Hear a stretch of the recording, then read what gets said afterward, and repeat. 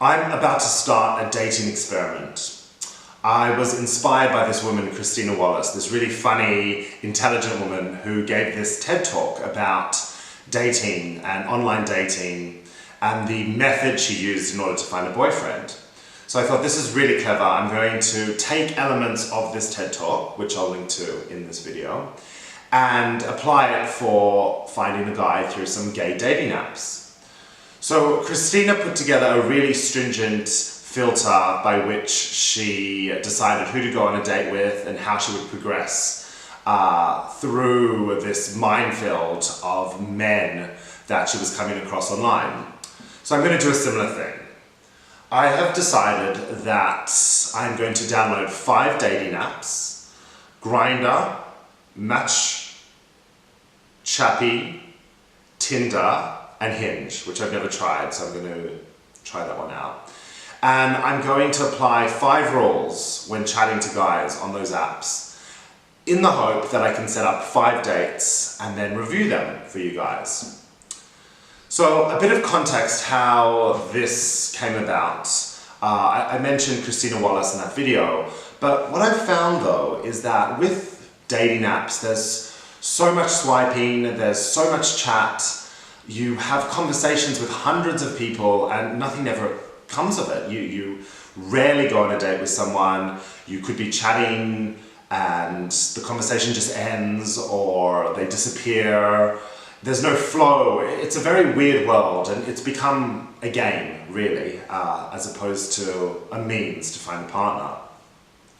So I become a bit despondent with dating apps and I go through these periods where I delete them and then I reinstall them when I'm feeling a little bit lonely, but ultimately it always ends up in the same cycle. And for me, the best relationships I've had have been with guys that I've met in the real world, IRL, at clubs or through friends or through work or just going out. Because I think when you meet someone in person, there's chemistry and you can feel whether you're going to click, and I find it hard on apps to replicate that chemistry. But I've decided to look at apps in a whole new light because a few of my friends have actually met their husbands and wives on dating apps, so I thought, let's give it a go. Let's go in with a new intention. Let's make it a little bit more fun, put a little less pressure to have a positive outcome, but also to do it strategically so that it wasn't just mindless scrolling. So I've set up 5 criteria by which I am going to filter all the guys I chat to. So criteria number 1, and this is one of the most important things, is in their profile they cannot have anything that resembles internalized homophobia, racism, anything about minorities, any body shaming, anything like that. So if they talk about mask for mask or know this or know that, no deal. The second criteria is that they have to be over 27. Now, I find myself dating these younger boys. It just so happens that I'm at a point in my life now where I'm looking for something a bit more long-term, and all these young guys that I tend to date are looking for something different, and it's fun and it's enjoyable at the time, but ultimately it doesn't go anywhere. So, have to be over 27. Rule number 3 is they can't have any obvious shirtless pics in their profile. So this is a little bit of a tricky one because I was talking to friends about this and they said, what happens if there's a picture of them on holiday and they're shirtless? I think that's okay. What I'm talking about are gym selfies, shoots of them with their tops off, anything that's overtly showing off their body. No deal for me either. The fourth criteria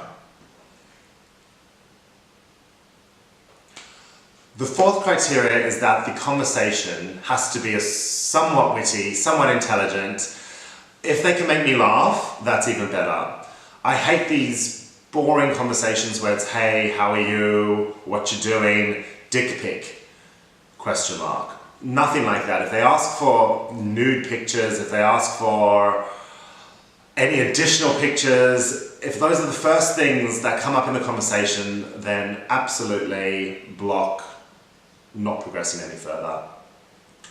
I've come to realize that for me, humor, wittiness, intelligence, these are qualities that I'm looking for in a partner, and there's no reason that you can't have that interaction on a dating app.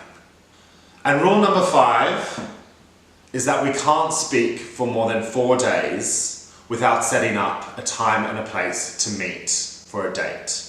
What I've found is a lot of these conversations just drag on and on and on. They don't get anywhere. There's no movement from the app into the real world, and it just sort of dwindles down. So I'm putting a 4-day hard stop that if we've not set up a time and place to meet, then the conversation and the opportunity is over. On top of those, I've included a few additional criteria for me. So I can't speak to people or chat with guys that I've spoken to before and not met, or guys that I've spoken to before and met, or guys that I may have hooked up with before. Has to be new people that I've never come across, never matched with, never spoken with. One of the other things I have taken from Christina Wallace, which I think is a really cute idea, is this idea of the 0th date.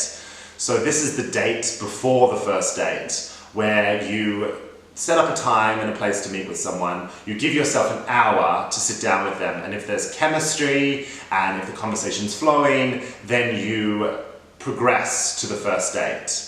And this means that there's no commitment to sit down with someone across from them at dinner or devote a whole evening to someone. You tell them you've got an hour, you'd like to meet them, and then you dash off. And if it works out, and if it doesn't, then you've only lost an hour of your time.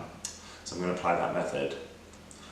I'm going to report back on each date for you guys, so make sure you subscribe to my channel and follow me on Instagram at Josh Van Sant so you can come along the journey. And who knows what might happen? Stay tuned.